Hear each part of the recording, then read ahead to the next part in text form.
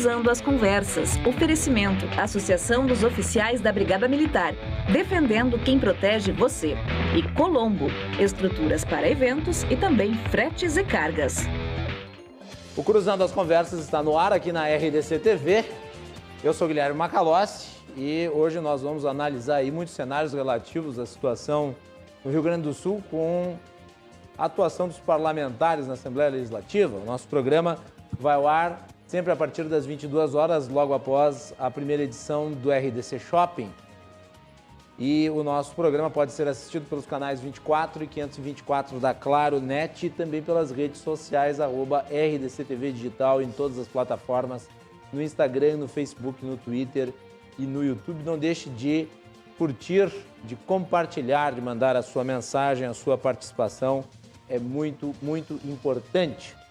O nosso programa também agora pode ser acompanhado pelo canal 524, junto com a programação da RDC TV, em mais 6 cidades, canal 524 da Claro Fibra TV, em Torres, Canela, Gramado, Guaíba.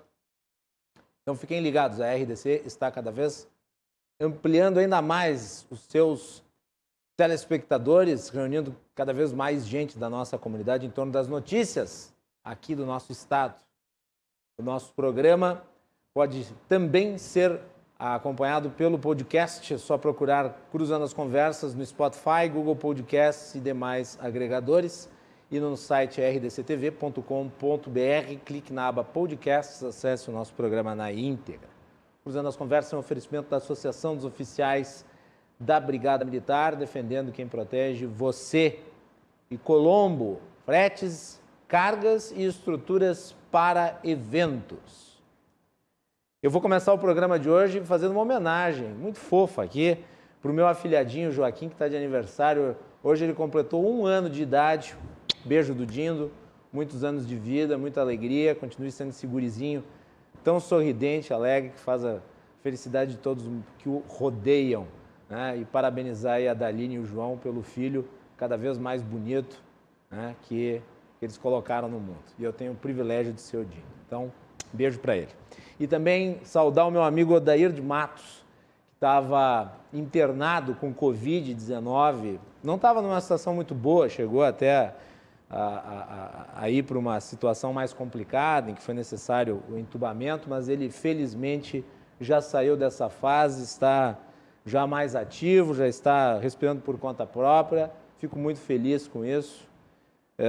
Espero que outros muitos se recuperem, que nem ele teve a oportunidade, a sorte, a possibilidade de se recuperar, né?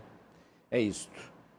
Muito bem, vamos falar com os nossos convidados de hoje, que são 3 deputados estaduais participando deste Cruzando as Conversas, para falar sobre muitos assuntos. Nós vamos falar sobre, obviamente, pandemia no estado do Rio Grande do Sul, volta às aulas, privilégios, para tratar desses e outros temas relativos à Assembleia ao nosso estado. Participação do deputado Fábio Osterman, do Partido Novo. Tudo bem, Osterman? Como é que tá? Boa noite, Macalossi. Boa noite a todos os nossos amigos espectadores e aos meus 2 colegas com quem terei o prazer de dividir essa ágora virtual aqui. É isso aí. Lembrando que o nosso programa está fazendo as edições sempre com os convidados por videoconferência, uma forma de manter a segurança de todos e possibilitar ao telespectador acompanhar a análise dos cenários aí, através da participação deles. Ferramentas digitais nos permitem isso, nós vamos utilizá-las em nome da segurança de todos. Deputada estadual Anne Ortiz, do Cidadania. Tudo bem, Anne? Tudo bem. Boa noite, Macalossi. Boa noite, Fábio e Tiago. Um prazer imenso participar aqui do programa mais uma vez com vocês. E também o deputado estadual Thiago Simon, do MDB. Tudo bem, Simon? Como é que vai? Tudo bem, Macalossi? Tudo bem, Fábio, Anne? Uma honra imensa voltar aqui ao Cruzando Conversas. Sem dúvida, um espaço de debates importantes aí do nosso estado. Vamos falar de privilégios, meus caros. Vamos falar de situações aí que muitas vezes acabam fazendo com que os nossos telespectadores, com que o público em geral, com que o cidadão fique realmente horrorizado diante de certas coisas que acabam acontecendo e que não encontram eco na realidade comum, no seguinte sentido: parece que certos setores da sociedade vivem em estado paralelo, quer dizer, não vivem no mesmo ambiente que nós. Os deputados da Assembleia tentam barrar o pagamento de auxílio saúde a integrantes do Judiciário e Ministério Público do Rio Grande do Sul. Como é que isso se dá, hein? Como é que diante de um quadro de pandemia como esse que nós estamos vivenciando, em que as pessoas estão aí abarrotadas nos hospitais, se concede um auxílio saúde desses? É uma coisa que eu não vejo ser tão discutida assim na imprensa e deveria. Vi uma nota da Rosane de Oliveira, mas eu não vi um debate sobre isso, pelo menos não na imprensa. Estamos fazendo isso agora. Eu gostaria da opinião dos senhores. Vou começar pelo deputado Fábio Osterman.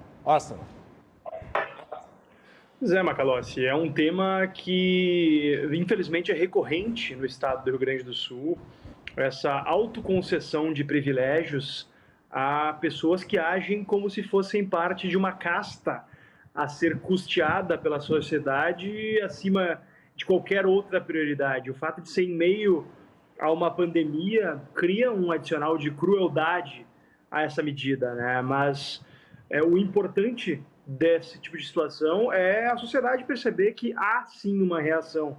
E hoje, essa noite, eu tenho a oportunidade de estar aqui com 2 colegas que comigo e com outros 22 colegas na Assembleia buscaram construir uma reação, fazendo uma proposição dentro da Assembleia que tem o propósito de barrar, de frear, de sustar esses atos desses 3 órgãos que o fizeram não só de forma imoral, mas também de forma ilegal.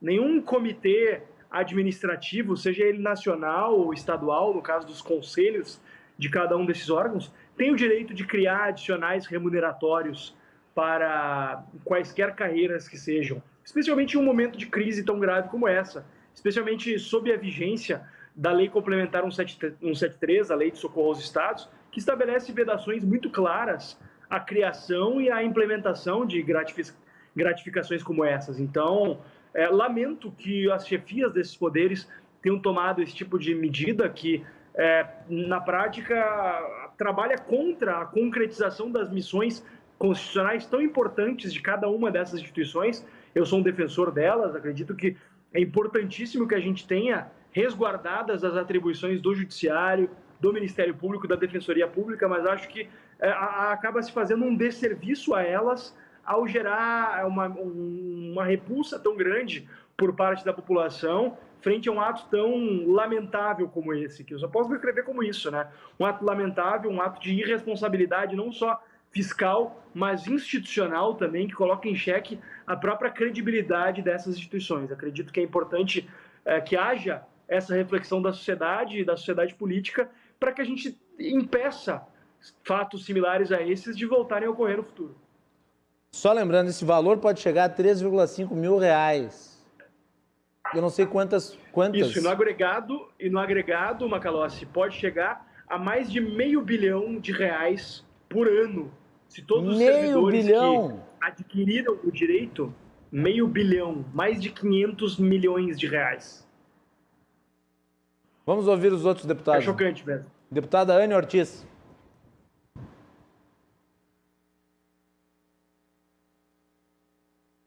Oi, Macalossi, estava com dificuldade de ligar o meu microfone aqui. É realmente revoltante, né? Eu acho que complementando o que o Fábio colocou, nós temos, além da questão imoral, a Lei Complementar 173, isso ter vindo como uma orientação do CNJ, e mais do que isso, né? É o momento em que a gente está vivendo.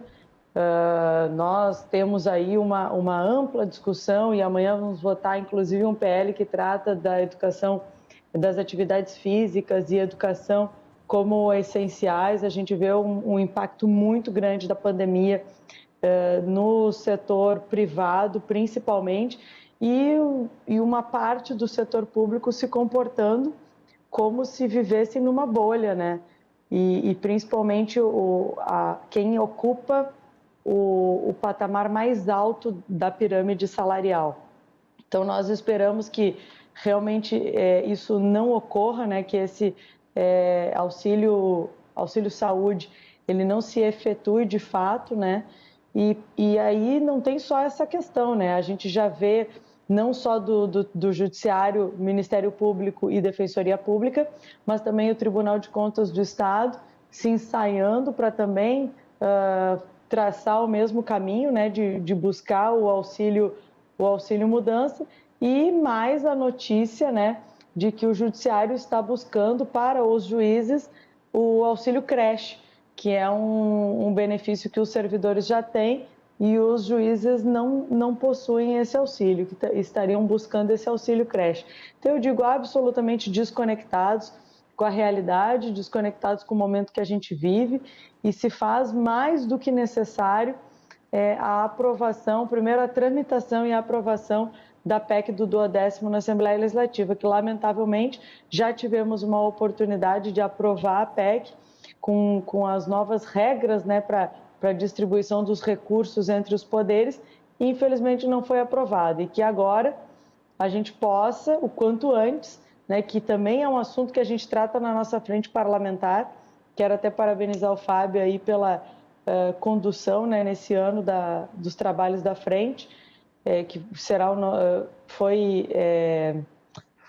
declarado, né, como nosso presidente para o ano de 2021, para que a gente possa continuar discutindo esse e outros tantos assuntos. Deputado Thiago Simon.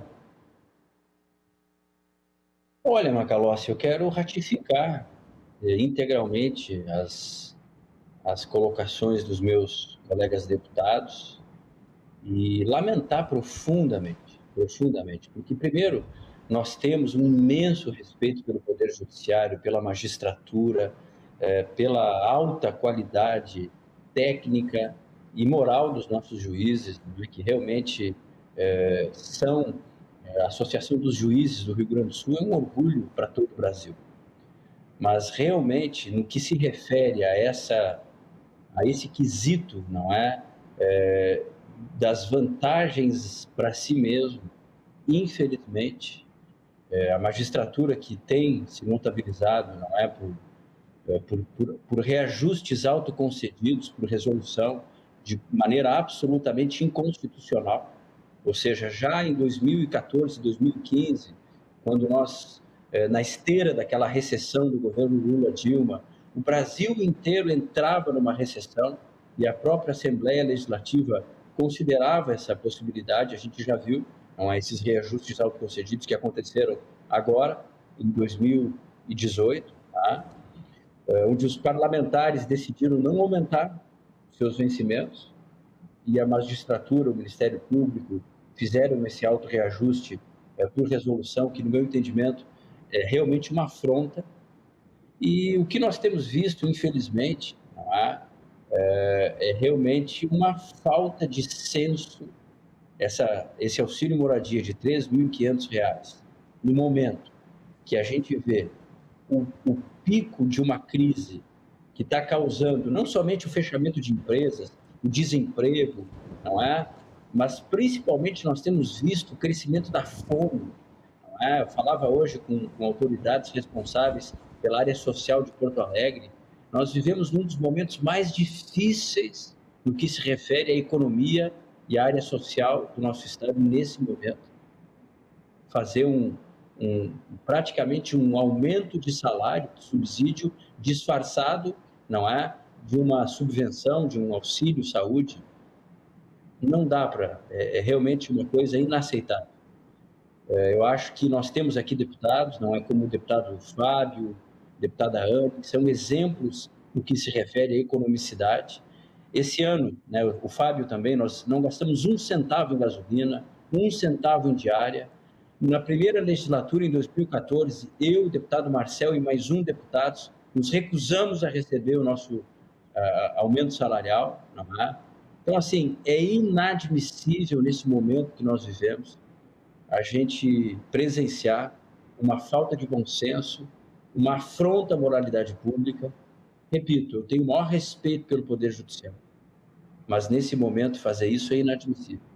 Eu comentei aqui na semana passada sobre uma associação de juízes que recebeu uma liminar para comprar vacinas, né, para os magistrados.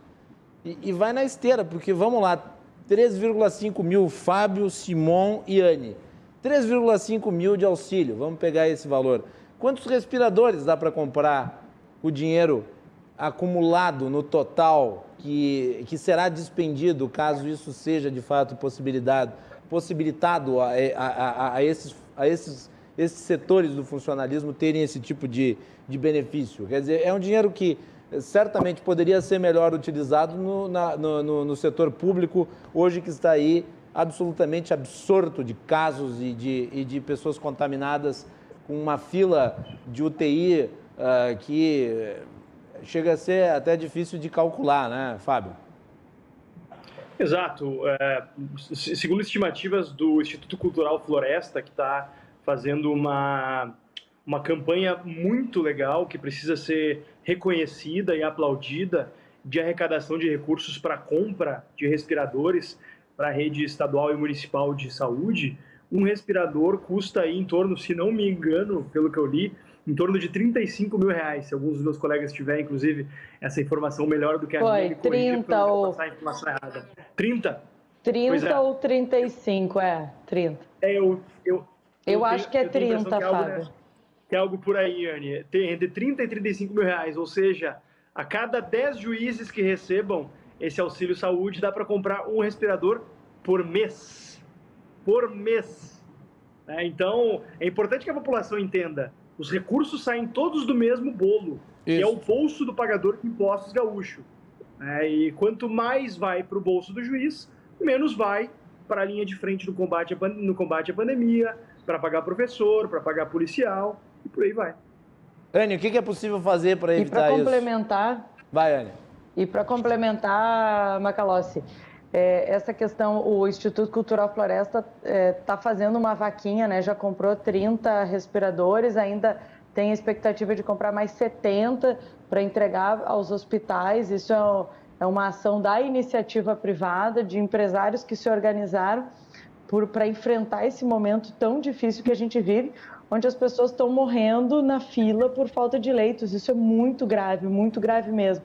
E todo recurso que possível deve ser investido na saúde. Só para fazer uma comparação, a Assembleia Legislativa, no ano passado, restringiu diárias, restringiu verbas de gabinete, e nós entregamos para o Poder Executivo mais de 30 milhões de reais de recurso da Assembleia para que fosse investido no combate à pandemia.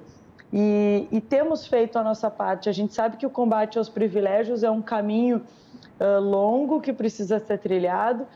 O Sebastião Mello usa uma frase que eu acho excelente, que é que nem unha, né? A gente tem que estar sempre cortando, porque senão ela vai crescendo, né? E nós já tivemos avanços na Assembleia Legislativa, como o fim da aposentadoria especial para os deputados estaduais, o fim do auxílio mudança, a própria aposentadoria vitalícia para os ex-governadores. Então, isso são passos que se caminha no combate aos privilégios dentro do setor político, porque essa cobrança ela vem muito da sociedade, e eu acho que a Assembleia Legislativa está caminhando no sentido dos anseios da sociedade, e a gente não vê isso em outros lugares. Repito aqui todo o meu respeito pela nossa magistratura, pelos juízes, pelo trabalho que o Judiciário Gaúcho, Ministério Público, Defensoria Pública desempenham. Mas a gente, por isso, não pode aceitar que esse tipo de privilégio seja implementado. O Fábio falou em 500 milhões de reais, isso é absurdo. Enquanto isso, a gente vê ações sendo feitas para enxugar o tamanho do Estado, para a gente poder ter um Estado mais eficiente, um Estado que cumpra com as suas obrigações, que entregue saúde, educação, segurança para a população, e a gente não vê isso acontecendo. A questão da educação hoje também é muito sério, e as escolas particulares puderam reabrir, mas as escolas públicas, em um determinado momento, ainda não puderam reabrir. Muitos alunos, eu recebo diversas mensagens, ainda não conseguiram acessar, ou por falta de equipamento, ou por algum problema técnico, não conseguiram ainda acessar as aulas virtuais. E a gente vai ver o abismo que existe entre a educação pública e a educação privada aumentando cada vez mais do que ele já existe e do que já foi exposto, né, durante essa pandemia. Porque muitas coisas foram expostas durante a pandemia e a questão da educação é uma delas, e que a gente precisa discutir e discutir a estrutura da educação do nosso estado é fundamental. Antes de passar para esse assunto das aulas, que eu acho que é importantíssimo, Anne aí, que tem falado muito sobre, e o deputado Fábio, o deputado Thiago também tem batido na tecla, eu gostaria só de mais um ponto sobre essa questão dos privilégios, porque aparentemente também haveria uma promessa de entrega de vacinas para a Associação dos Juízes aqui do Estado do Rio Grande do Sul, dos juízes federais aqui do Estado do Rio Grande do Sul, e eu me pergunto se isso também não seria um modo de furar a fila, deputado Thiago Simão. Não, sem dúvida. Eu acho que houveram tentativas recorrentes de furar a fila das vacinas por diversas categorias, né? Eu não vou fazer essa afirmação no caso da magistratura, enfim, não sei os detalhes, né? Mas eu gostaria apenas de corroborar com essa questão que tu trouxeste, no sentido de o que se poderia fazer. Realmente é muito dinheiro, Se nós estamos falando de quase R$500 bilhão, não é? Não se trata apenas do que se poderia fazer no combate à pandemia, não é? Mas, se nós considerarmos que hoje os governos estão fazendo um esforço fiscal para poder retomar um auxílio emergencial de R$300 para as pessoas que estão numa condição de quase miserabilidade, nós temos inúmeras famílias em situação extremamente difícil. E, nesse momento, uma parte da sociedade, não é do setor público, que recebe, está no topo da pirâmide, recebendo mais de 30 mil, vai se autoconceder por resolução um benefício de R$3.500. Então, é mais do que a questão financeira, que já é realmente uma afronta, mas que mensagem nós estamos passando para a sociedade? Ou seja, nós praticamente... existe no Brasil, até o presente momento, dois regimentos, duas constituições. Uma para o setor público, que tem todos os benefícios, todas as vantagens, tem a estabilidade permanente, e eu tenho o maior respeito, quero deixar claro, eu tenho os servidores públicos do nosso Estado, vemos agora, na saúde, na segurança, realmente servidores exemplares. Tá? Mas eu vejo, de um modo geral, a gente vê uma série de vantagens, principalmente para algumas categorias que estão no topo da pirâmide, e a gente vê, nesse caso, infelizmente, não é, um benefício inaceitável. E aí eu volto com a questão da deputada Anne, que trouxe muito bem. Está sobrando dinheiro. Então, a questão seria nós tratarmos, a questão da PEC do duodécimo. A PEC do duodécimo, ela faria justiça orçamentária de modo que esse excedente orçamentário que muitas vezes, não é, a gente observa o Poder Judiciário utilizar para engordar a si próprio, ele certamente poderia ser utilizado assim como a sociedade. O pessoal aqui que está mandando mensagens pergunta o que os parlamentares poderiam fazer em relação a essas tentativas aí de obtenção de benefícios. O que dá para se fazer? Pergunta do Daniel Chá. Nós já estamos fazendo, né, Macalossi, não só esses 3 PDLs que eu, Thiago, Anne e mais outros 22 deputados assinamos, mas também 2 medidas. Uma delas, meus colegas já citaram, que é a PEC do duodécimo, que buscaria equalizar essa distribuição de recursos entre os poderes, colocando todos, de certa maneira, no mesmo barco e criando incentivos para que esses poderes que hoje vivem uma realidade paralela sintam também um pouco da dor do aperto que o Poder Executivo, na sua maioria, acaba passando. Mas isso está avançando, Fábio? Isso está avançando? A PEC do duodécimo está avançando? Tem uma previsão de Infelizmente, votação ela dela? está parada na Assembleia, está parada na CCJ. O Thiago pode me atualizar até melhor, mas eu acho que está para parecer do deputado Viana, Luiz Henrique Viana, a PEC do governo, que congrega duodécimo e teto. Infelizmente, a proposta dos deputados, que eu, o Thiago, a Anne e outros deputados assinamos, ela acabou caindo porque tinha apenas 19 assinaturas, e uma delas era do Melo, que acabou renunciando para assumir a prefeitura. Então, a PEC dos deputados acabou caindo. Persiste a PEC do governo, que é um duodécimo, assim, digamos, mais flexível, mas que acho que tem um caminho para a gente torná-lo mais efetivo, por meio do diálogo, claro, de uma construção na Assembleia, e que está parada na CCJ para aparecer do deputado Luiz Henrique Viana, do partido do governador. Thiago, quer falar um pouco sobre o PEC do duodécimo, andamento dela? Não, Macalossi, a PEC do duodécimo, ela enfrentou um grande desafio no plenário, ainda na gestão do governador Sartori. Foi um momento de grande enfrentamento, foi uma sessão, foi uma convocação extraordinária do governador, onde várias matérias foram deliberadas, inclusive a extinção de fundações. Foi um momento bastante tenso, e nesse momento foi votada a PEC do duodécimo. Infelizmente, naquele momento faltaram, se não me engano, 3 votos para que ela fosse aprovada. Houve uma imensa pressão da magistratura.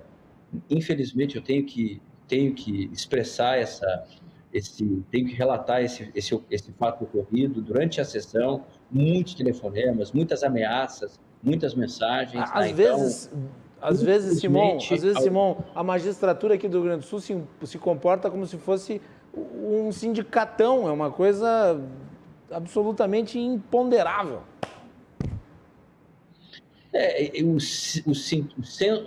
O sentimento corporativo dentro do Poder Judiciário realmente é muito grande, né? E nós temos maior respeito, como eu já frisei mais de uma vez, em relação ao Poder Judiciário, né?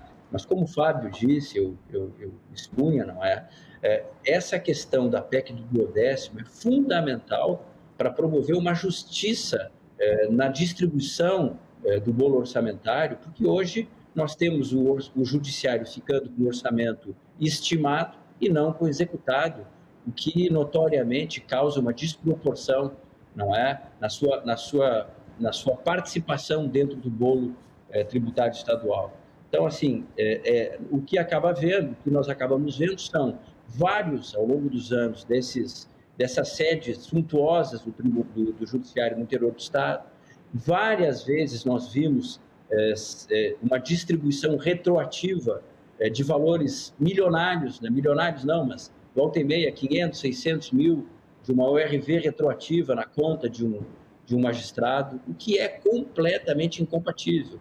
Mas eu faço questão de dizer, Macalossi, nesse momento onde nós vivemos o pico de uma crise social e econômica do nosso Estado, foi uma profunda falta de sensibilidade dos senhores juízes do Rio Grande do Sul se autoconceder esse benefício. Com todo o respeito, digo isso. Comentários aqui que chegam. O Dilton Martins diz que é um soco na cara do contribuinte esse novo privilégio a esses setores do funcionalismo. Precisa ser feito algo contra esse ataque aos cofres do Estado. Bom, os deputados aqui estão explicando o que eles têm feito. O Felipe Dalmolin, ele ele faz uma afirmativa, daí eu devolvo para vocês comentarem. Na realidade, já falaram um pouco sobre o que a Assembleia tem feito em relação aos seus próprios custos. O Felipe questiona sobre os cargos em comissão da Assembleia Legislativa e que isso não seria muito comentado. Como é que está essa questão aí, deputados? Anne.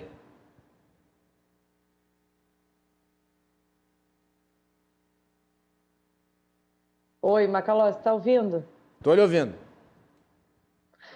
Eu achei que não estavam me ouvindo. Estamos lhe ouvindo. Eu só quero fazer um comentário. Eu quero fazer um comentário também a respeito de privilégios, tá? Que, inclusive, deu origem à nossa frente parlamentar, que foi o pagamento feito, né, a título de indenização por licença-prêmio e férias não gozadas ao Tribunal de Contas do Estado, né, os conselheiros do Tribunal de Contas do Estado. E se eu não me engano, eu pediria ajuda aqui para os colegas, teve um único conselheiro que recebeu R$700 mil, outro R$500 mil, valores nessas quantias, assim, por conselheiro, a título de indenização.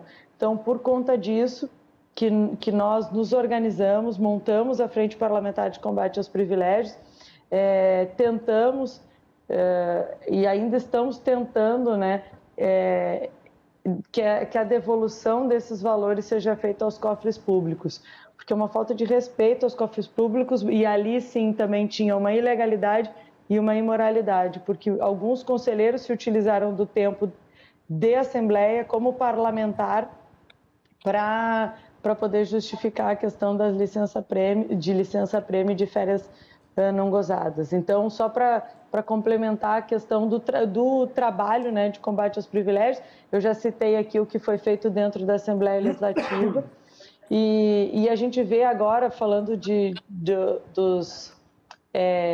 dos cargos, né, dentro da Assembleia Legislativa, das equipes, cada deputado pode organizar a sua equipe como melhor entender. A gente lá no meu gabinete não dividiu todos os cargos, eu não dividi todos os cargos, eu tenho uma equipe importante para mim, até para desenvolver o trabalho, e eu sempre digo, cada parlamentar é responsável pelo seu mandato, pela sua equipe, pelo que vai fazer com essa possibilidade que se tem, né? Eu sou deputada reeleita, o Thiago também é deputado reeleito, e eu tenho muito orgulho da minha trajetória dentro da Assembleia, do que a gente pôde discutir dentro da Assembleia, dos temas propostos, e isso tudo, Macalossi, por trás tem uma equipe que nos ajuda, a equipe técnica e política que faz conosco o nosso trabalho. Eu aumentei a minha votação de quase 23 mil votos para quase 95 mil votos, e isso com certeza é fruto de uma equipe muito qualificada e que, de fato, apresenta resultados para a população. Agora, eu acho que a gente deve estar muito atento a essas questões. Temos, inclusive, uma denúncia lá na Assembleia Legislativa contra um deputado que está tramitando, né? Eu não sei como é que está, porque eu não faço parte da comissão de ética da Assembleia, mas, se não me engano, o Fábio faz, que está sendo discutido, sim, o uso ilegal, né, desses espaços na Assembleia para outros fins. Muito bem. Vamos avançar na pauta. Falamos bastante sobre a questão dos privilégios. Deixa eu só, Macalossi, deixa eu, Macalossi, se me permite, só mencionar, quer dizer, em primeiro lugar, além de mim, o Thiago também não só faz parte da comissão de ética, como também é o corregedor da comissão. Mas eu queria mencionar brevemente que, além de tudo, além do escárnio do privilégio, eu, como presidente da Frente Parlamentar de Combate aos Privilégios, ainda sofri uma nota de repúdio tripla por parte dos sindicatos dos membros do Poder Judiciário, do Ministério Público e da Defensoria, justamente por ter feito afirmações que manifestaram o repúdio desse corpo de deputados em relação a esse privilégio absurdo, né? Então, ainda assim, em pleno 2021, ainda tentam maneiras de constranger parlamentares que se insurgem contra esse tipo de situação claramente demarcada como um privilégio. Mas seguimos em frente. Grande abraço aí para o amigo Carlos Búrigo, que está nos assistindo. Também grande audiência, deputado Carlos Búrigo. Mencionou aqui que está assistindo. Obrigado, Búrigo, pela audiência. Esperamos uma hora dessas contar com a sua participação aqui no programa. O Alexander pergunta, quantas vacinas compra com esse montante? Quantos hospitais poderiam ser reformados? É verdade, é um montante que faz as pessoas realmente ficarem indignadas aí. Desculpe, antes de a gente avançar, na sexta, quando é que foi? Essa semana que passou, participaram aqui do programa a deputada Patrícia Alba e a deputada Zilá Breitenbach. E eu falei sobre a questão, exatamente porque eu estava ouvindo Fábio, Anne e Simão, eu estava ouvindo uma entrevista, acho que era do presidente do Instituto Cultural Floresta, sobre doação de respiradores. E daí, uma situação que eu considero extravagante, no caso, você doa o respirador e você tem que pagar ICMS sobre ele. Pagar o ICMS. Não tem algo que a Assembleia possa fazer no sentido de talvez isentar tributos sobre itens como esses? neste momento de emergência? É uma pergunta que eu lanço para vocês. Quem quiser responder, pode responder. Se não me engano, ele vai à distribuição só amanhã, infelizmente, por conta, enfim, acabou tendo um fluxo meio moroso o trabalho da CCJ ao longo desses últimos meses, mas vai à distribuição amanhã para que a gente possa avançar nesse tema, isentando de ICMS bens e recursos provenientes de doação. Torço para que esse projeto avance rápido. Muito bem, esperamos aí que se consiga votar isso, porque de fato, com o valor que tu paga de ICMS sobre um respirador, tu compra 2. Muito bem. Vai. Não, me chamou a atenção também, eu estava vendo a entrevista do Cláudio Goldstein tratando sobre esse assunto e me chamou a atenção também o número de respiradores que poderiam ter sido comprados com o valor de ICM.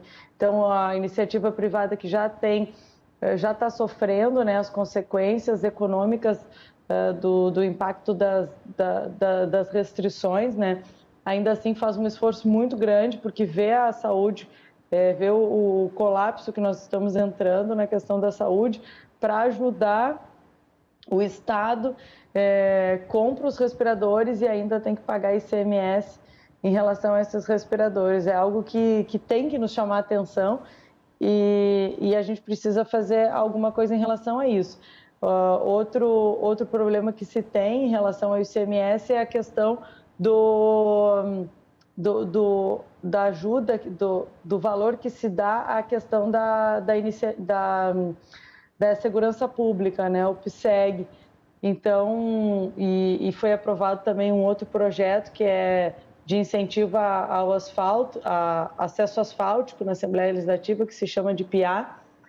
Também essas questões do ICM acabam criando uma burocracia muito maior e desincentivando aquelas pessoas que poderiam doar, poderiam fazer essas ações que não são benefícios para o Estado ou para elas mesmas, que é para toda a comunidade, para toda a população do Rio Grande do Sul.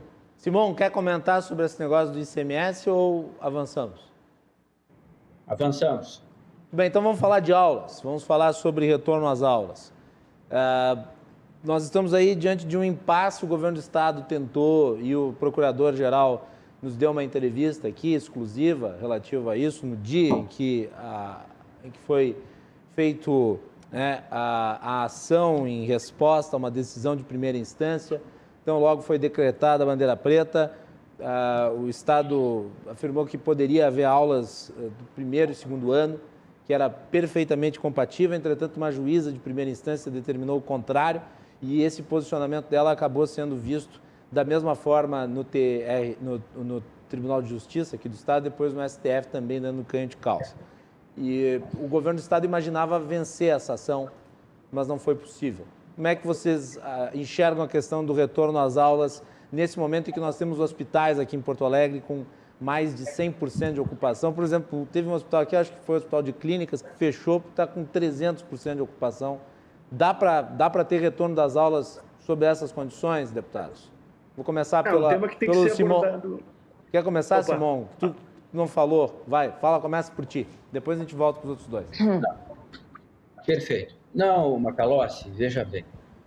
Eu inclusive, subscrevi uma emenda do deputado Fábio, certamente ele vai discorrer sobre ela depois, porque entendemos que realmente, indiscutivelmente, a educação é uma atividade mais do que essencial, é fundamental. Tá? E lamento profundamente que ao longo de todo o ano passado, durante grande parte do ano letivo, onde nós tínhamos os indicadores da pandemia em condições bem menos agressivas, onde praticamente todas as atividades tinham retornado ao seu funcionamento normal, todas as atividades praticamente estavam funcionando, poder público, o setor privado, e infelizmente o que nós vimos foi muito, em parte, pela resistência corporativista de alguns sindicatos, principalmente, que historicamente estão acostumados a a perder, não é, 80, 100 dias de dias do ano letivo, né, o CPERT mais especificamente, foi se aproveitar de uma situação que em grande parte do ano foi real, mas para praticamente perder o ano. Bom, nesse momento, Macalossi, eu concordo com a decisão proferida pela juíza e confirmada pelo tribunal, no sentido de que não há condições. Nesse momento, nós não temos as menores condições. Nós temos a nossa rede educacional pública e privada no Rio Grande do Sul, com quase 3 milhões de alunos, né? E, infelizmente, nós estamos com um quadro crítico, nós estamos vivendo os momentos mais difíceis na área de saúde pública, um momento extremamente complexo, né? Com a nova cepa, a aceleração da pandemia, um quadro extremamente difícil. E então, me parece que, nesse momento, não há condições de retornar às aulas. Acho fundamental o aprimoramento de metodologias de distância, não é, para que realmente, durante o período da pandemia, nós possamos minimizar as perdas educacionais e cognitivas que, infelizmente, principalmente pela questão tecnológica, nós temos aí 70% da população, dos nossos alunos, que praticamente não tem condições de praticar o ensino à distância. Então, isso é uma forma importante de mitigação, mas digo para ti, Macalossi, e aos meus colegas, eu não sei a opinião deles, né? Nesse momento não há condições de retorno, mas ali na frente, agora o Fábio vai discorrer, acredito que é possível, se Deus quiser, a gente poder retornar. Vamos lá, Fábio. Pois como disse, como deixou bem claro o Thiago, esse é um tema que merece ser abordado com prudência, acho que com serenidade, especialmente frente a esse momento tão crucial que vivemos no enfrentamento à pandemia aqui no Rio Grande do Sul. Mas é importante também ressaltar que a proposta de reconhecer a educação como uma atividade essencial, como faz a emenda por mim proposta e subscrita pela Anne, pelo Thiago e por outros 8 deputados, ela estabelece um ponto de partida para a priorização da educação. E a partir dela, é claro que o governo vai ter as melhores condições para estabelecer um cronograma concreto. Mas o que nós queremos é justamente isso, que o governo passe a priorizar a educação no seu modelo de distanciamento controlado como uma área realmente tratada como essencial. Porque é inaceitável que após um ano, e lamentavelmente essa semana completamos um ano da suspensão das aulas, felizmente em algumas cidades gaúchas tivemos um retorno às aulas, em boa parte das cidades a rede privada retornou às aulas, mas as principais vítimas dessa negligência são realmente as crianças e jovens de famílias mais pobres. Então a gente está buscando resguardar o direito ao acesso e à garantia da educação, especialmente daqueles que dispõem de menos recursos, mas também dar um incentivo adicional para que o governo do estado faça algo que deveria ter feito lá no meio da pandemia, lá no início, tratar da educação como algo essencial, ou seja, a última coisa a fechar e a primeira a abrir, não a qualquer custo e não sob uma situação de colapso do sistema de saúde, mas sim quando as oportunidades se criarem em meio a um processo de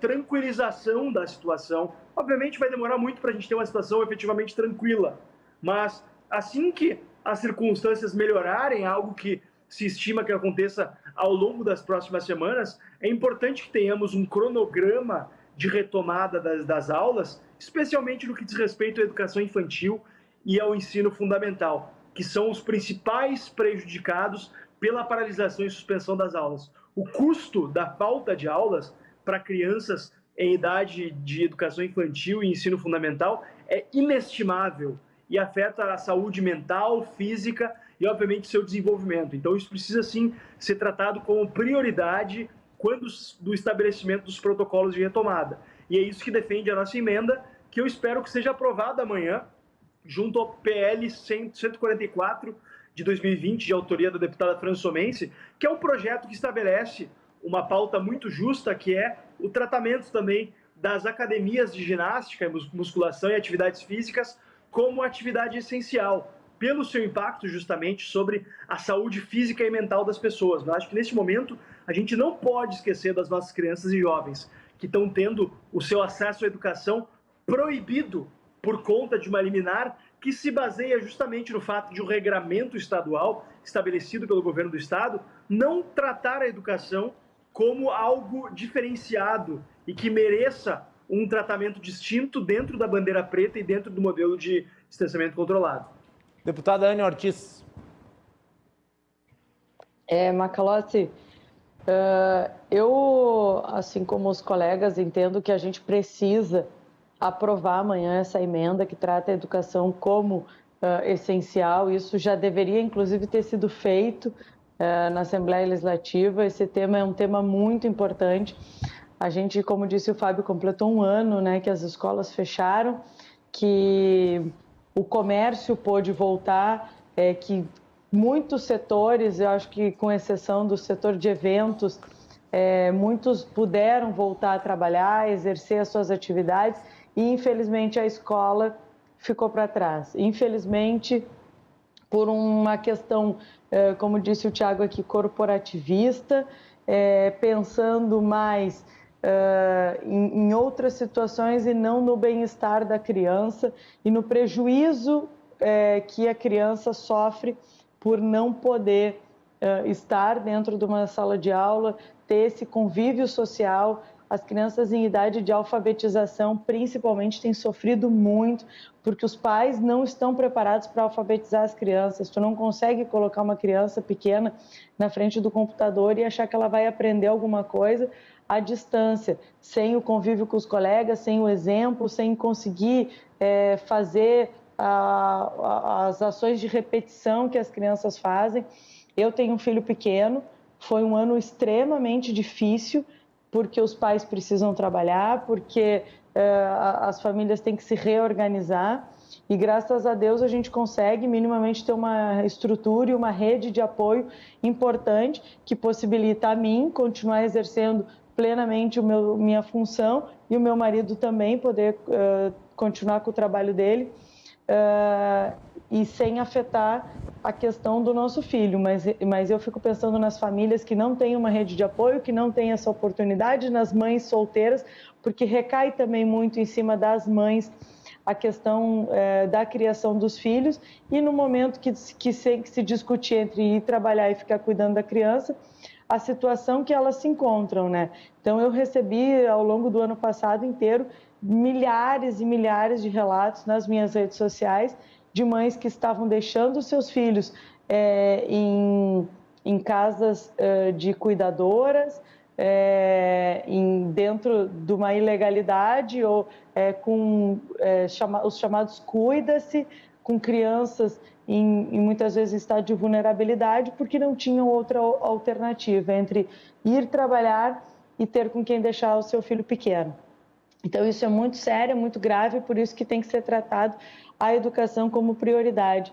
E é o futuro, né? A gente está falando agora numa pandemia, é óbvio que não é agora, não é para amanhã que a gente quer que as escolas reabram.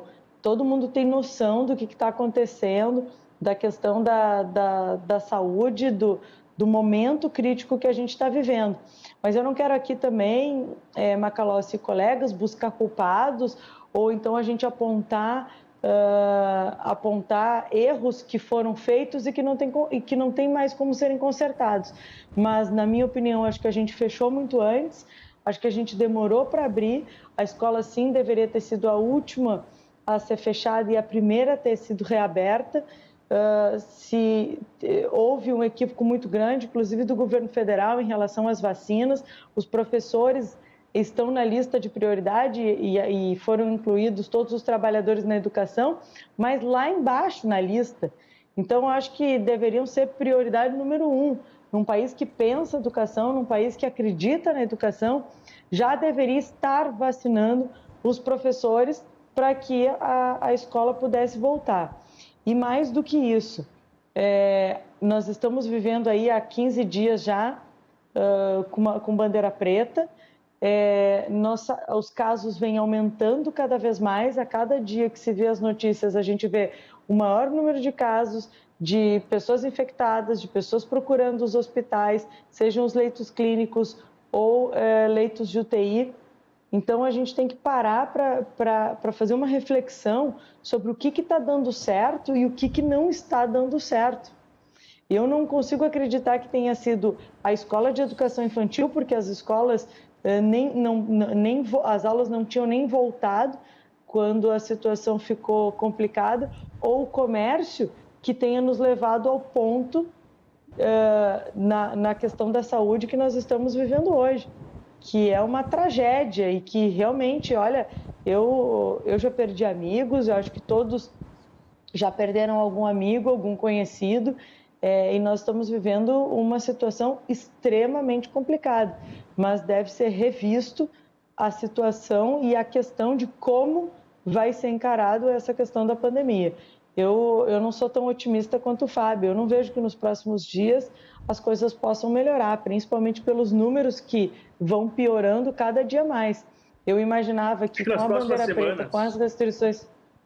Sim, nas próximas semanas, mas eu nem acredito muito nisso, Fábio, porque os números têm piorado cada vez mais. Essa era a minha expectativa. Vocês acham que a volta às aulas mesmo só vai acontecer a partir da metade do ano? Nós já estamos caminhando para abril. Eu acho grave isso, Macalossi. Porque vai ser quase um ano e meio parado. O prejuízo social é incomensurável. Eu acho muito grave. Apesar de entender que, da forma que está, se não mudar a forma como tratar a questão da pandemia, eu não consigo ver uma melhora. Porque a gente, justamente por isso, por 2 semanas já de bandeira preta, de restrição de atividades, e não tem absolutamente nenhuma melhora, só piora os números, tanto de mortes, quanto de infectados, quanto de pessoas procurando os hospitais. E vamos lembrar que o governador Eduardo Leite já anunciou que o mês de abril também será de bandeira preta aqui no Rio Grande do Sul. Fábio, tu ias falar, eu vou pedir para que tu deixe para o próximo bloco, porque nós já estouramos o tempo. E eu queria que tu comentasse uma declaração que tu deu para uma rádio lá de Farroupilha, Espaço FM, dos meus amigos Portolã lá. Um prazer. O Fábio disse que o CEPERS é hoje o maior inimigo da educação no Rio Grande do Sul. Disse lá para a Rádio Espaço FM de Farroupilha. Um abraço para a família Portolã. Um prazer. Repito ela no ar aqui, inclusive, no próximo bloco. Muito bem. Depois o Fábio Osman comenta. Voltamos na sequência.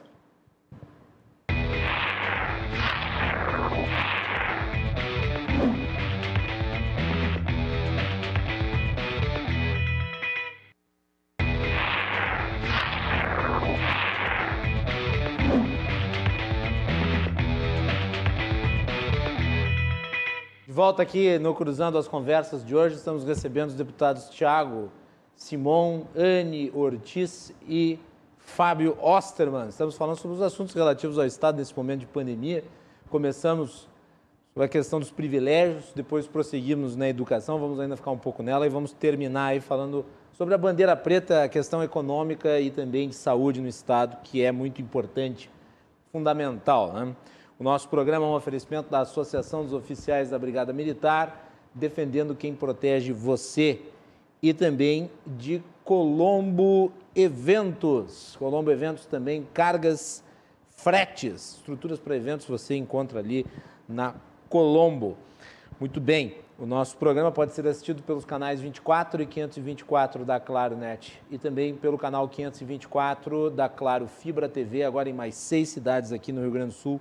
Estamos em Gramado, Canela, Torres, Guaíba, ampliando as fronteiras da nossa audiência. Mandar um abraço aqui para o Ademir Bareta, que está na nossa audiência.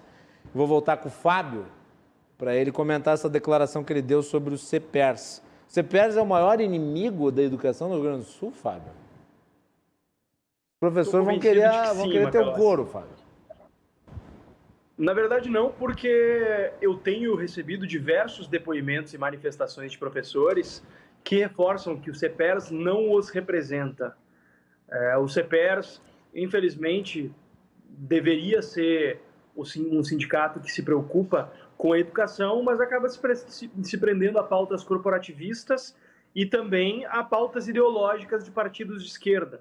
Lamentavelmente, eles se unem para combater toda e qualquer inovação que vise a melhorar a educação, não aproveitam o seu poder de mobilização para mover uma palha em favor de reformas que seriam importantes até para poder valorizar a própria carreira deles, como é o caso do que a gente citou aqui antes, a PEC do 12º, as reformas da Previdência, enfim, diversas medidas aí que visam a tirar peso das costas daqueles que ganham menos e possibilitar mais recursos nas mãos das áreas fundamentais.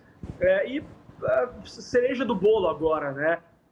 O CEPERS, junto com um grupo de mães petistas e psolistas, ingressou com uma ação, a liminar que vige hoje e que proíbe aulas. Eu acho que a gente pode ter divergência em relação a qual o procedimento em meio a uma bandeira preta, qual o nível de ocupação de salas de aula e escolas a gente pode ter, quais os parâmetros, etc. Mas tenho certeza que nem o Thiago, que se manifestou favorável à decisão, é favorável à proibição de aulas presenciais em meio a uma situação como essa, né? E o CEPERS poderia, talvez, ter legitimidade para ter ingressado com uma ação pedindo que o governo tomasse as devidas providências para garantir segurança na volta às aulas na rede estadual, por exemplo, mas se manteve numa postura sempre negacionista, no sentido de se negar a voltar à sala de aula até que a sua chantagem de vacinação de todos os profissionais da saúde fosse atendidas.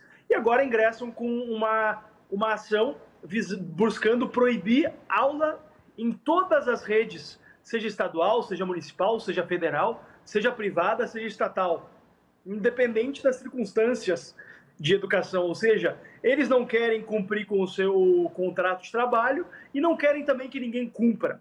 Isso não é só agora que está em bandeira preta. Durante todo o período da pandemia, eles foram o grande obstáculo e o grande inimigo da volta às aulas. Além, claro, do histórico, né? Da ficha corrida desse grupo, que nos últimos 10 anos antes da pandemia, em somente 2 anos não realizou greve. E fica a pergunta, esse pessoal se preocupa mesmo com a educação do nosso Estado? Se preocupa com a melhoria no aprendizado das nossas crianças e jovens, num Estado onde a gente só vê, infelizmente, a qualidade da nossa educação caindo pelas tabelas? O Rio Grande do Sul costumava se orgulhar de ser um Estado com uma das melhores educações do Brasil e hoje já está no segundo time, passando para a segunda metade dos estados brasileiros em termos de educação. Eu, a cada dia, como deputado, eu me convenço de que sim, o CEPERS é o maior inimigo da melhoria da educação no estado do Rio Grande do Sul. Enquanto a gente não confrontar isso e não trouxer esse fato realmente à luz do dia, a gente vai seguir enfrentando obstáculos. Eu sou agora membro titular na Comissão de Educação, o Thiago e a Anne eram no biênio anterior, infelizmente eu não conto mais com a parceria deles lá, mas eu, desde o início, deixei muito claro o meu propósito: confrontar privilégios de corporativistas, visões anacrônicas que visam barrar a evolução, a inovação e a melhoria da nossa educação. E eles podem botar outdoors pela cidade que não vai mudar. Vai, Anne. Fábio, para corroborar com o que tu está dizendo, tu citou a PEC do 12º, né? Eu lembro, eu não sei se o Thiago lembra do episódio quando nós estávamos votando a PEC do 12º e ela não foi aprovada, né? Porque faltaram, se não me engano, 3, 4 votos. A presidente do CEPERS estava na Assembleia aquele dia, nas galerias, e ela comemorou a não aprovação da PEC do 12º. Exato. Então, isso mostra que o interesse é político e não o interesse pela educação. A questão é muito mais política do que o futuro da educação. O que causa uma certa estranheza o fato de ter comemorado a não aprovação da PEC do 12º, porque os professores, que o CEPERS diz, e o espaço está aberto para o CEPERS responder, né, os ataques aí, as críticas do Fábio, da Anne, e até as que eu vou fazer agora, mas é absolutamente um contrassenso que se posicione contra a aprovação da PEC do 12º, porque a PEC do 12º visa equalizar, né, a situação dos 3 poderes do Estado do Rio Grande do Sul, que hoje estão em absoluta desarmonia financeira. E os professores e os policiais são aqueles que estão sendo prejudicados, porque é o executivo que paga a conta e o Legislativo e o Judiciário não são afetados. Então, eu não entendo por que a felicidade em não ver a PEC do déficit ser aprovada. Simão?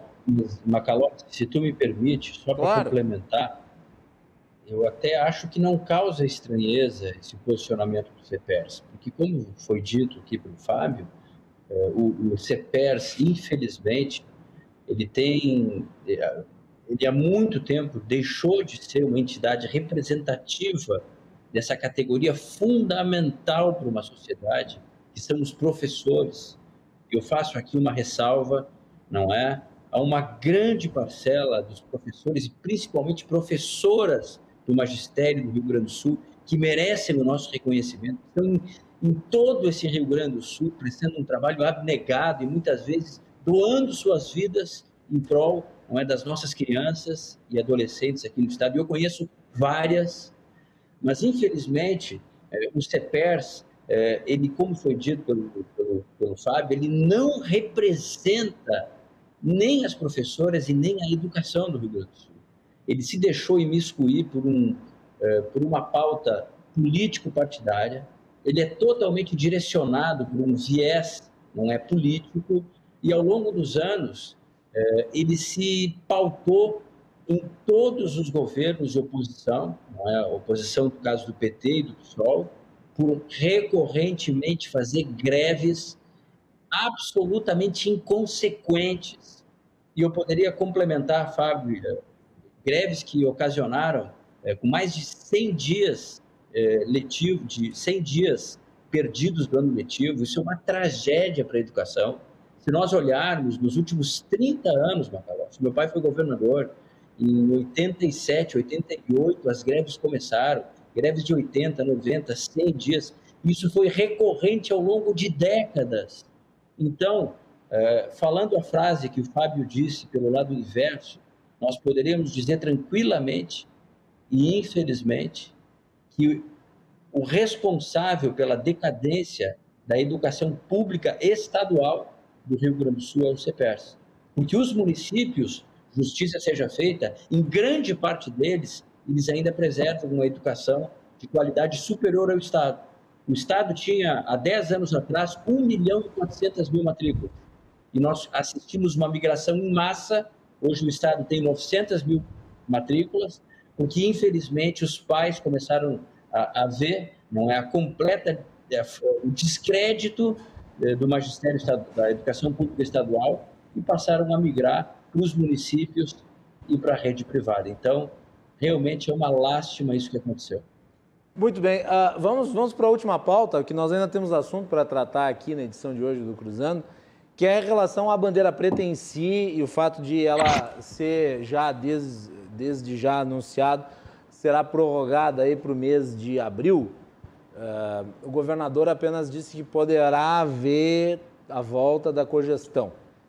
E existem impactos econômicos e existe a questão do passivo social, visto que, como a Anne muito bem aqui descreveu, o número de casos não para de subir, o número de mortos não para de subir, os hospitais estão absolutamente lotados. O que dá para fazer, meus caros? Que soluções podem ser apresentadas nesse momento aqui, diante desse impasse em que há necessidade de se ter trabalho e de se ter produção e renda e, ao mesmo tempo, a necessidade de se controlar a propagação do vírus que não para de se espalhar.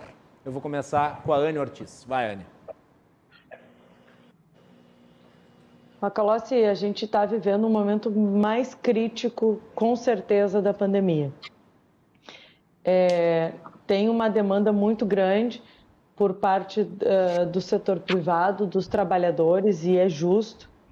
Então, inclusive, na semana passada eu estive na Casa Civil, pedi uma reunião com o secretário da Casa Civil, Arthur Lemos, para levar a ele algumas reivindicações que eu considero importantes, como a isenção de IPVA para os veículos, né, das empresas que não estão podendo trabalhar. Eu vou dar só um exemplo aqui, o setor de eventos, muitas empresas têm veículos, caminhões ou carros e estão há 365 dias sem poder trabalhar, mas tiveram que pagar o IPVA, e quando não paga o IPVA, não consegue uma certidão negativa para poder buscar um empréstimo, para poder ter recurso em caixa, para pelo menos capital de giro. Questão de luz, de água, porque as contas continuam chegando, né? Então, essas pessoas não tem mais gordura para queimar, já venderam, já se desfizeram de patrimônio, muitos já se endividaram além do limite que poderiam se endividar. Então, a gente precisa de respostas do governo em relação à questão econômica. Então, a questão do ICMS, o governo fez uma prorrogação, eu acho que ainda é pouco, que a gente pode avançar mais na prorrogação de pagamento, né? Não pagamento de ICMS nesse período, mas uma prorrogação de no mínimo 3 meses para pagamento do ICMS, para que as coisas possam voltar à normalidade. Não é assim, amanhã pode abrir e aí já abre a empresa e já tem lá um monte de conta para pagar. Não, as pessoas não conseguem pagar, a programação não é feita dessa forma. Além de créditos, na minha opinião, os juros têm que ser subsidiados.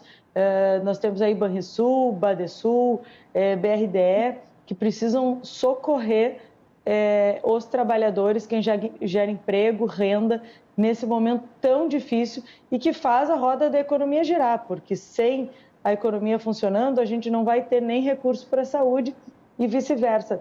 Eu digo de verdade, assim, eu estou muito preocupada com a questão da saúde, da forma dos tratamentos. Eu tenho recebido relatos de pessoas que foram buscar o tratamento enquanto ainda não precisavam ir para a UTI e não tiveram um tratamento adequado, ou um cuidado adequado, ficaram ou até esperando. O pedido de exames. Ficaram na fila. Ficaram esperando até terem que ir para a UTI. Então, eu acho que discutir o atendimento, eu não estou falando de medicamento precoce, porque quando a gente fala de atendimento precoce, muita gente já fala, porque o medicamento tal. Não é medicamento, eu nem sou da área de saúde para poder explanar sobre isso. Agora, que tem que ter uma atenção em relação aos contaminados, isso tem que acontecer. Muitos me relataram que não testaram positivo e foram encaminhados para casa, sem um pedido de um exame, esse ponto que tu traz, de um acompanhamento. Esse ponto que tu traz sobre o fato de as pessoas estarem nessa situação, ele é fundamental porque nós estamos tendo muitas pessoas morrendo que estão com Covid e estão morrendo não porque o Covid venceu o atendimento que lhes foi dado. Morreram porque simplesmente não tiveram atendimento. Poderiam ter até mesmo, poderiam até mesmo morrer com atendimento, mas o atendimento Sim. É o mínimo que o Estado tem que dar, né? É o mínimo. É exatamente isso, e caso a caso, né? Eu acho que essa discussão em torno do remédio é um negócio surreal, porque não tem um combo. Não é como tu chega numa lanchonete e fala, eu quero o número tal ou combo tal, e te entregam. Cada pessoa, ela é diferente uma da outra, cada organismo reage de uma forma diferente à doença. Aqui na minha casa, eu peguei Covid, eu não podia tomar nenhum medicamento, a não ser paracetamol, porque eu estava grávida, e os meus sintomas foram muito leves. Não fiz exame, mas eu tive o acompanhamento médico. O meu marido não, ele já teve que tomar um outro tipo de medicamento porque ele desenvolveu uma pneumonia. E se não tivesse insistido, se não tivesse ligado para o médico, se não tivesse ido atrás de fazer uma tomo para saber o porquê ou como é que estava, ele não saberia da pneumonia, porque quando a pessoa começa com falta de ar, é porque a situação já está muito grave mesmo. Então, eu acho que esse cuidado tem que ter, e o atendimento, buscar atender o maior número de pessoas para que menos pessoas, como tu disse, precisem da UTI. E, principalmente, não se fala mais em testagem, não se fala mais em rastreamento. Tem que continuar testando as pessoas, tem que continuar rastreando os contatos e essas pessoas precisam ficar isoladas, porque aí sim vai se combater o vírus e vai se conter a transmissão. Mas agora a gente só fala e aí parece que o discurso mudou e a gente virou monotemático no assunto de UTI, leito de UTI, respirador. E a testagem? Não se fala mais em testagem, não se fala mais em rastreamento. Importante. Então, essas questões eu acho que tem que ser importantes. Simão. Ô, Fábio, não sei quem ia falar. Posso complementar, Macalossi? Vai. Isso que a Anne falou é fundamental. A gente não pode ter a UTI, que é para ser a última instância, o último recurso, como a única maneira de lidar com esse problema. O governo vem pecando, o governo estadual, a nossa bancada vem cobrando desde o início da pandemia, onde está a política efetiva de testagem, rastreio e isolamento de casos confirmados. Agora nós estamos discutindo a questão das vacinas, Viu, que Fábio? é, sinceramente, um crime. Desculpe lhe interromper, mas eu preciso, porque falando de testagem e monitoramento, existem muitos relatos da demora do processamento do laboratório central em relação a exames PCR. Laboratório estatal, né? Laboratório estatal do governo do estado do Rio Grande do Sul, que tem se notabilizado, infelizmente, pela demora no atraso ao atendimento. A gente poderia ter uma provisão efetiva de testes de laboratórios privados, se o governo investisse nisso de forma efetiva, em disponibilizar para o cidadão um teste, seria muito mais barato do que ter que estar investindo em respiradores e em leitos de UTI. Até porque o próprio governador fala que não adianta ter 20 mil leitos de UTI se não tem profissionais que os operem. Mas e se a gente testar, localizar, identificar as pessoas, instruí-las a respeito dos riscos que elas podem representar para os seus concidadãos a respeito disso? Eu acho que a gente tem chances de enfrentar de uma maneira muito mais segura. Mas hoje também a gente precisa priorizar a vacina. Infelizmente, um dos maiores equívocos do governo federal foi ter feito pouco caso da necessidade de vacina, e hoje a gente está aí 7, 6 meses atrasados no cronograma de vacinação.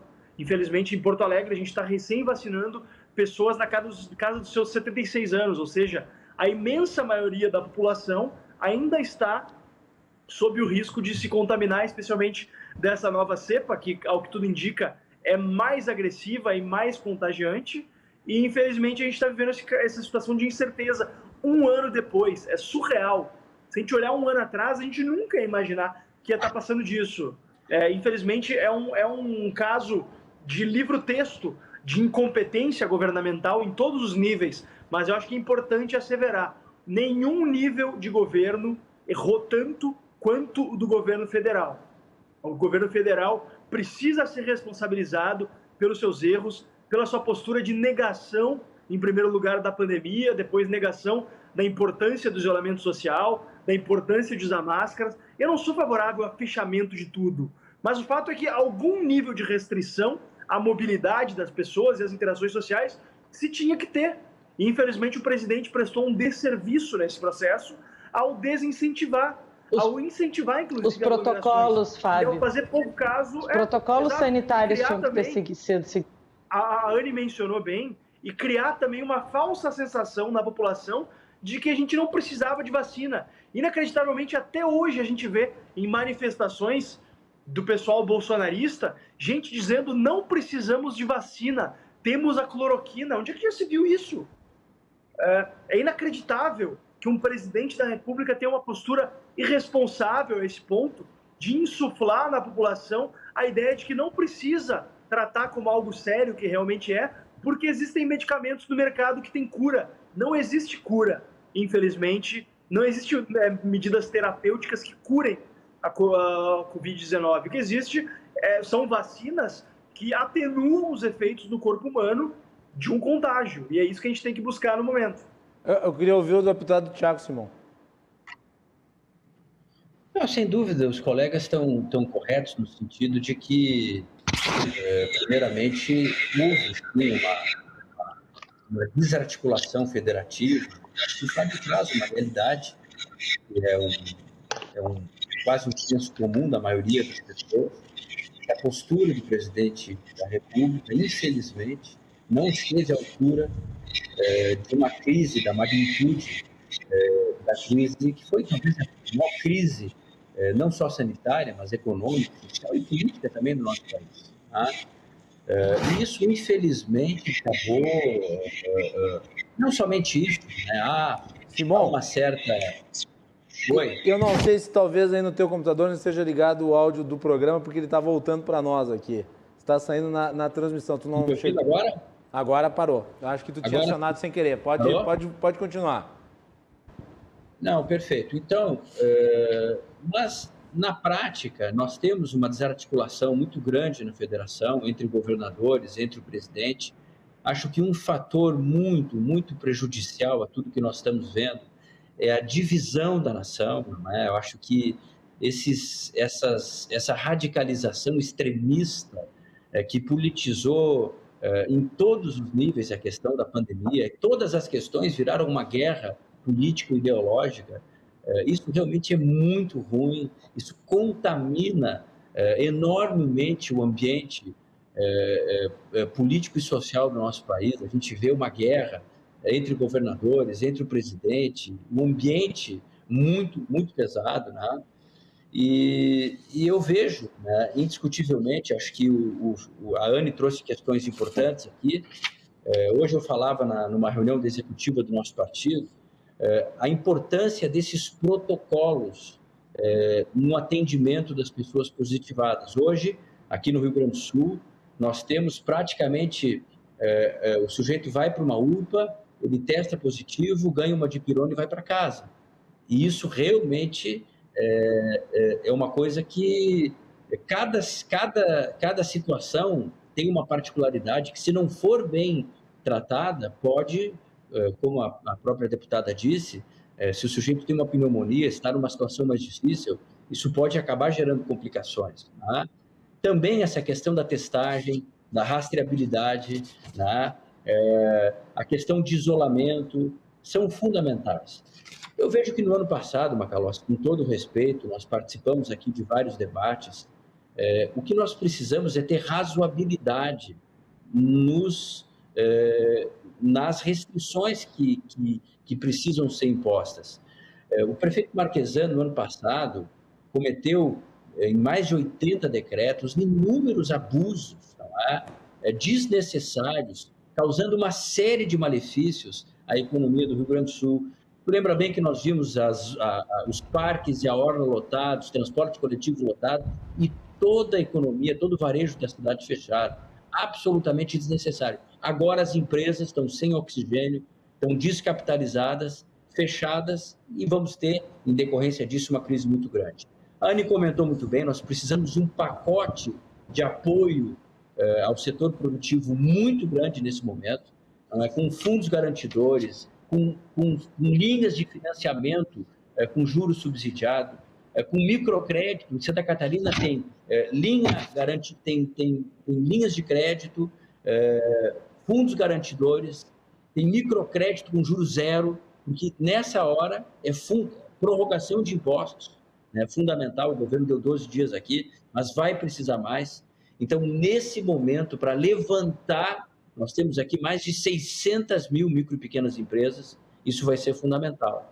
E, obviamente, né, nesse momento, não tem o que fazer. Nós estamos numa bandeira preta, um contágio aumentando de mais de 5 vezes, no momento mais crítico da pandemia. Infelizmente, nesse momento, a nossa solução realmente é segurar, não é? Está se estudando uma volta gradativa, com uma abertura gradativa semana que vem. As federações estão discutindo com o governo. Eu torço para que dê certo isso, Macalossi, para que a gente possa iniciar esse retorno, porque uma coisa já se viu, que o comércio varejista, que é responsável, junto com os serviços, por 67% do PIB, ele não é o responsável pelo aumento do contágio que nós estamos vendo, infelizmente, acontecer aqui no nosso estado. Então, eu torço para que a gente tenha medidas equilibradas, não é, que possam suspender essa alta do contágio, mas, se Deus quiser, proporcionar o retorno da abertura das atividades produtivas do nosso estado. E eu vou trazer aqui só um ponto antes de a gente ir para a rodada de encerramento, que nós já estamos estourando o tempo, mas eu vi uma postagem, Fábio, sua, criticando o governo do estado em relação aos repasses. Houve uma polêmica entre o presidente da República e o governador relativa aos repasses. O governador disse que aplicou tudo que era relativo à saúde, na área da saúde, mas tu fizeste uma longa explanação no seu Twitter, falando que recursos livres não foram necessariamente para a saúde. Recursos que eram livres, portanto, que poderiam ser de livre aplicação e poderiam ter ido para a saúde, não foram. Fala um pouquinho sobre isso. Eu e a minha equipe técnica fizemos uma análise bastante aprofundada a respeito dos recursos. Deixa eu até abrir aqui os dados para poder citá-los de forma responsável, é claro, né? Mas o que a gente concluiu foi realmente isso. Por um lado, o presidente Bolsonaro comete impropriedade ao dizer que repassou recursos e os governadores cometeram ilegalidades, ou que repassou 40 bilhões de reais, como ele disse, ignorando o fato de que são repasses constitucionais obrigatórios e também, claro, o fato de que esse dinheiro não pertence ao presidente, mas sim pertence à população gaúcha, não deveria sequer ter ido para lá se fôssemos um federalismo de verdade, né? Afinal, o Rio Grande do Sul paga 70 bilhões e recebe somente 40, mas o governador Eduardo Leite também não conta uma meia-verdade ao dizer que usou todo o recurso da saúde para a saúde. Ele realmente utilizou os recursos de repasses obrigatórios para a saúde. Ocorre que a ajuda federal ela tinha o intuito de ajudar os estados a recomporem suas perdas de receita. E no caso do Rio Grande do Sul, a perda de receita ao longo do ano de 2020 foi muito pequena, foi praticamente insignificante. Então o governo teve dinheiro em caixa para colocar em dia as obrigações com o funcionalismo público, colocar em dia a folha salarial do Poder Executivo, que foi uma decisão política do governador, mas é importante que se coloque isso claramente. O governador optou por alocar esses recursos em pagar salário e optou por não fazer outro tipo de alocação, como, por exemplo, investir numa política robusta de testagem e identificação de casos confirmados de coronavírus, em não fazer uma ampliação mais aprofundada de leitos de UTI, inclusive com contratação de profissionais provenientes de outros estados, ou com remobilização de profissionais para áreas da saúde, foi uma decisão do governador. É importante que isso fique claro. Não creio que ele cometeu nenhuma ilegalidade, per se. Não acho que ele cometeu nada de ilegal, apenas acho que foi uma decisão, no mínimo, discutível. Essa de colocar recursos livres e aplicá-los no pagamento de salário de servidores, criando, inclusive, uma falsa sensação de tranquilidade fiscal, imagino eu, com o propósito de cumprir com uma promessa de campanha, uma das suas principais promessas de campanha, e por meio da qual ele seguramente conseguiu o voto de muitos servidores públicos que estavam descontentes com o governador Sartori, foi justamente a promessa de colocar em dia o salário de servidores até o primeiro ano. Então, me parece claro que o governador priorizou cumprir uma promessa de campanha em detrimento de se preparar para um dia de chuva, que foi o que aconteceu, infelizmente, e hoje o Rio Grande do Sul paga o preço disso. Poderia também ter provisionado recursos para, talvez, dar um alívio maior para o setor produtivo gaúcho, que está pagando praticamente sozinho a conta dessa pandemia, enquanto o setor público segue absolutamente incólume, sem perder um centavo de remuneração. Muito bem, então tá aí. Senhores, nós vamos ter que ir para as manifestações de encerramento, porque já passamos do tempo aqui do programa. Mas conseguimos abordar praticamente a pauta toda e eu tenho certeza aí que não faltarão oportunidades para reuni-los aqui no nosso programa, sempre tendo o prazer, a satisfação de recebê-los, deputados atuantes que são, falando sobre esses assuntos que são de interesse de todos os gaúchos. Eu vou fazer aqui, portanto, a rodada de encerramento. Vocês podem fazer as suas considerações finais aí por hoje e os agradeço antecipadamente por participarem do Cruzando as Conversas nesta segunda-feira. Deputada Anne Ortiz, muito obrigado. Eu que agradeço, Macalossi, mais uma vez o convite. É um prazer imenso participar do teu programa, principalmente na companhia aqui do Fábio e do Tiago. E quero só complementar, o Fábio disse que o setor público passou incólume nessa pandemia. E aí a gente volta para o primeiro assunto, né, que é o auxílio saúde. Não só não teve prejuízo, como também busca, né, mais um tipo de benefício.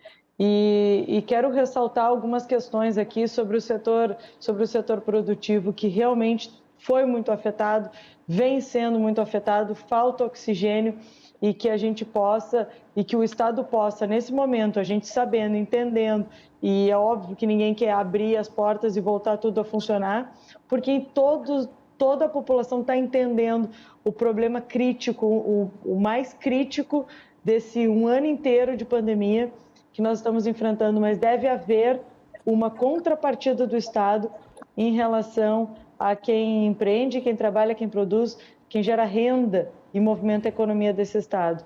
Porque não adianta só tu pedir o esforço da iniciativa privada e pedir que fechem as portas, porque essas pessoas, muitos deles já não têm comida para colocar na mesa.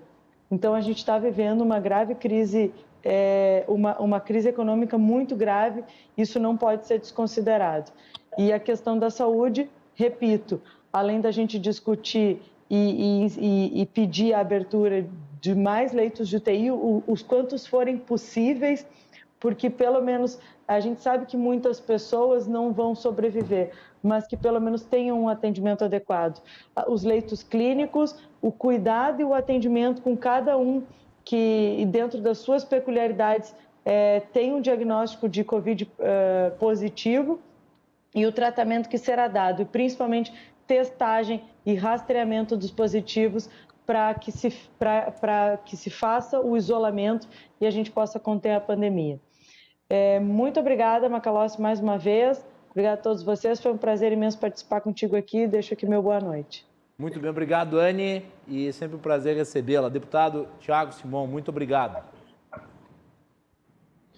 Muito bem, Macalossi. Quero agradecer esse importante debate com dois qualificados parlamentares aqui no teu programa. E realmente os temas abordados foram da maior relevância.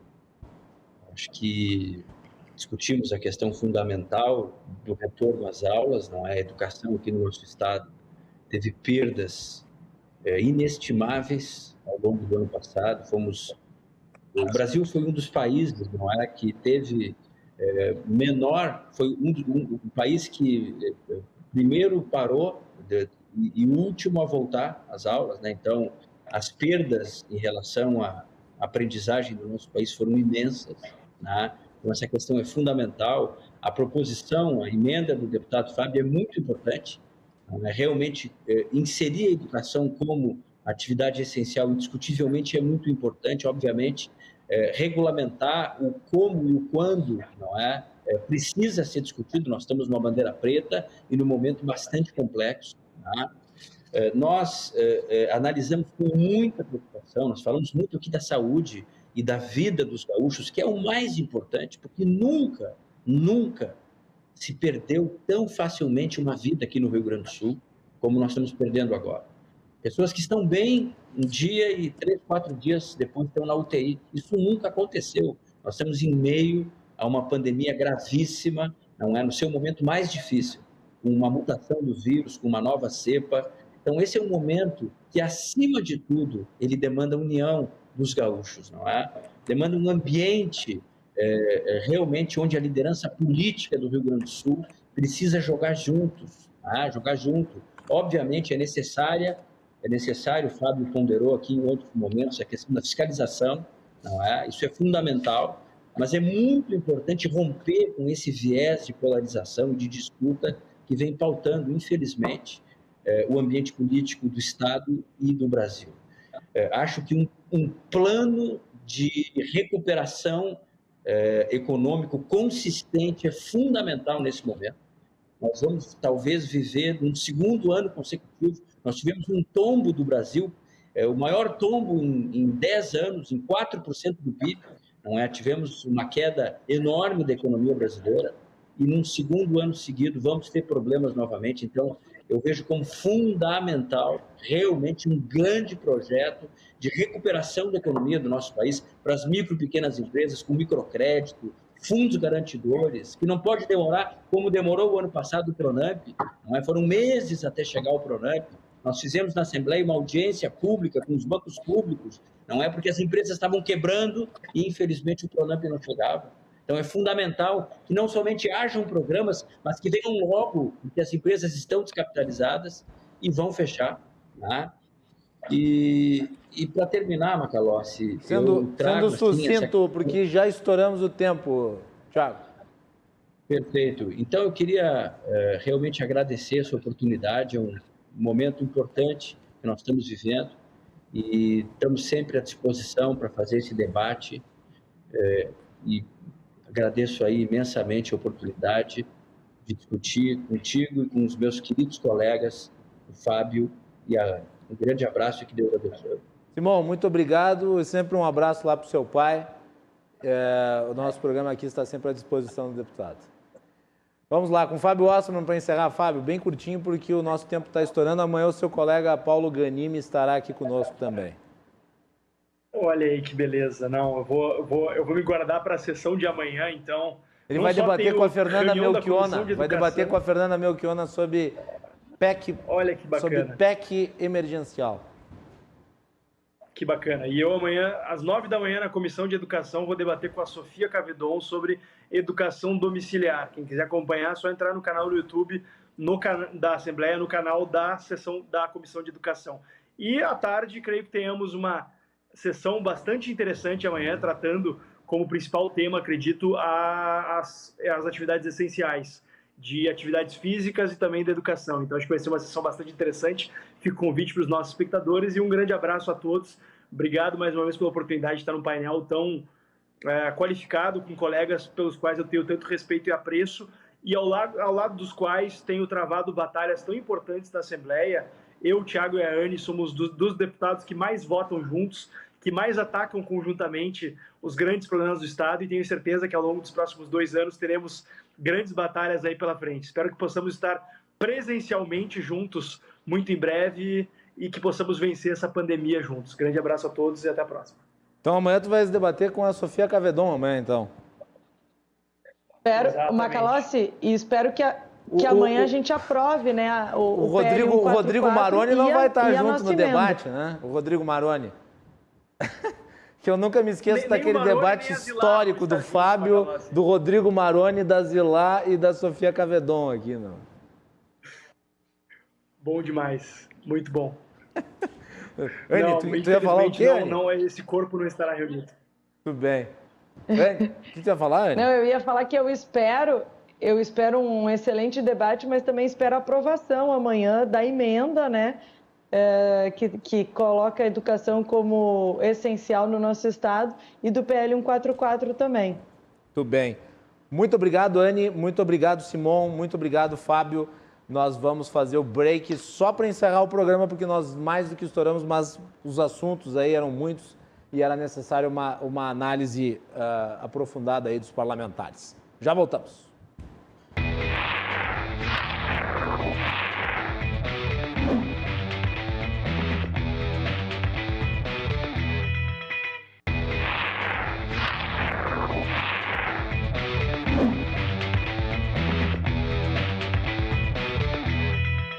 É isso aí, nós vamos encerrando a edição de hoje do Cruzando as Conversas, que conta sempre com o oferecimento da Associação dos Oficiais da Brigada Militar e do Corpo de Bombeiros, defendendo quem protege você, e Colombo Estruturas para Eventos, Fretes e Cargas.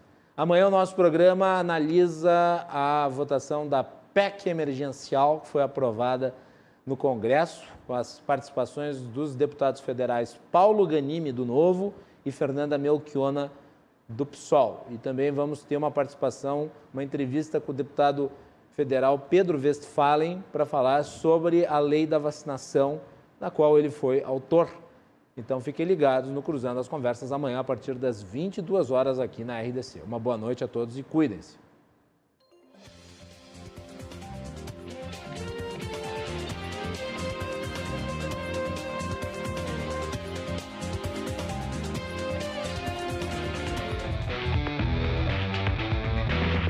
Cruzando as Conversas. Oferecimento. Associação dos Oficiais da Brigada Militar.